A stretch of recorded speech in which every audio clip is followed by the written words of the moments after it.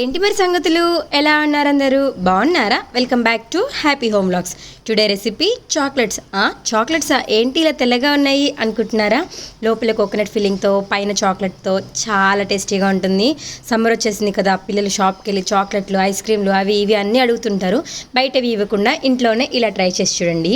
దీనికోసం ఒక కొబ్బరి చిప్పని తీసుకొని వెనకంతా పోయేటట్టు తెల్లగా చేసుకోవాలి. పీలర్తో కంటే కూడా ఇలా చాక్తో ఇలా చేసామంటే చాలా నీట్గా వస్తుంది.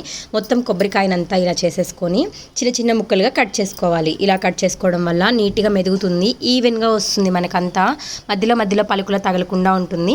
ఇలా చేసుకున్న వాటిని మళ్ళీ చిన్న చిన్న ముక్కలుగా చేసుకున్నామంటే త్వరగా బాగా పలుకైపోతుంది అనమాట.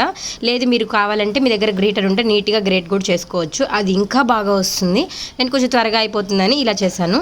దీన్ని నీట్గా మిక్సీలో వేసుకొని పలుకు అనేదే లేకుండా, అలా అని పాలు రాకుండా మధ్యలో ఆపుకుంటూ తీసుకుంటూ కచ్చబచ్చగా ఇలా చేసుకోవాలి.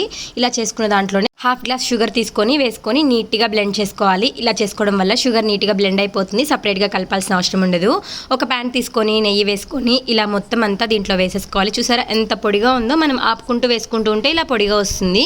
దీన్ని మనం నీట్గా ఇదంతా ఫ్రై అయ్యి బాగా తిక్కుగా వచ్చి స్మెల్ అంతా పోయి మంచి వాసన వస్తుంది. అప్పటి వరకు నీట్గా వేయించుకోవాలి, కొంచెం దగ్గర పడుతుంది అనే వరకు. ఇప్పుడు ఇది కొంచెం దగ్గర అవడం స్టార్ట్ అయింది కదా, బాగా కలిపి పక్కన పెట్టామంటే సరిపోతుంది.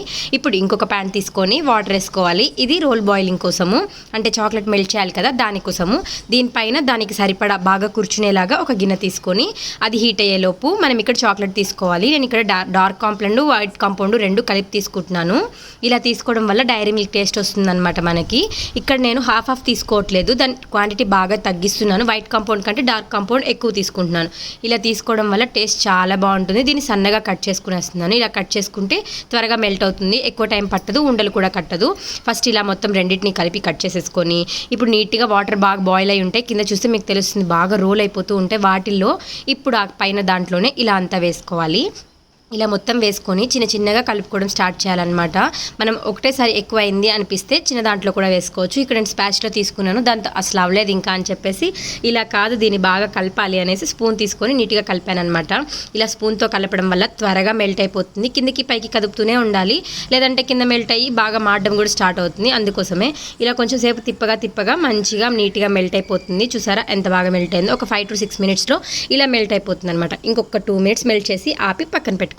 ఇప్పుడు మనం ముందుగా చేసిన కోకోనట్ ఉంది కదా, అది బాగా ముద్దవుతుంది. ఆ స్టేజ్ చూసుకునేసి ఇలా ముద్ద అవుతున్నప్పుడు మనకి నచ్చిన షేప్లో, నేను ఇక్కడ సిలిండ్రికల్ షేప్ ఇస్తున్నాను, మీరు రౌండ్ బాల్స్గా చేసుకోవచ్చు, లేదు స్క్వైర్ కానీ రెక్టాంగిల్ కానీ లవ్ షేప్లో ఎలా అయినా చేసుకోవచ్చు. నేను ఇక్కడైతే ఇలాగా సిలిండర్ షేప్లో, అది ఎగ్ షేప్ అంటారు కదా, కొంచెం అటు ఇటుగా అలా షేప్ ఇచ్చుకున్నాను. బాగుంటాయి అనేసి ఇలా షేప్ చేసుకున్న వాటిని అన్నిటిని ఒక ప్లేట్లో పెట్టుకొని ఫ్రిడ్జ్లో పెట్టి ఒక హాఫ్ అన్ అవర్ అన్న ఫ్రీజ్ చేసామంటే బాగా నీట్గా ఉంటాయి, ఊడిపోవు అనమాట.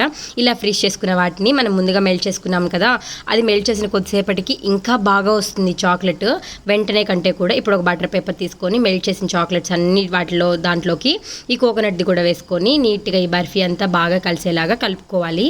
ఎప్పుడైనా సరే పిల్లలకి మనం ఇంట్లోనే ఇచ్చుకున్నామంటే చాలా బాగుంటుంది అనమాట. ఏం వేశారు ఏంటి అనేది ఉండదు.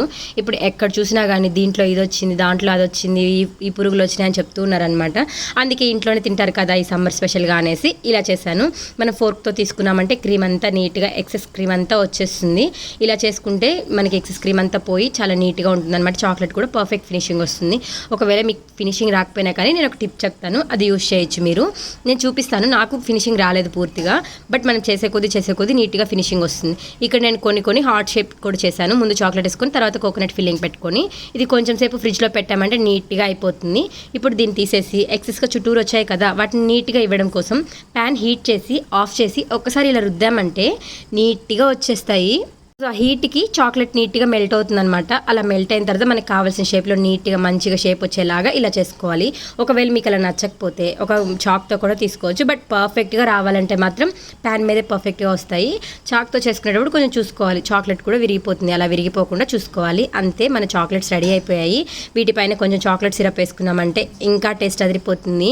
ఇది కూల్గా ఉంటుంది కాబట్టి సిరప్ కూడా నీట్గా మొత్తం అంతా టైట్ అయిపోతుంది. ఇక్కడ నేను ఇక్కడ బటర్ పేపర్లో తీసుకొని చేశాను అనమాట. ఈ రెసిపీ మీకు ఎలా అనిపించింది కామెంట్ చేయడం మర్చిపోకండి. Bye bye.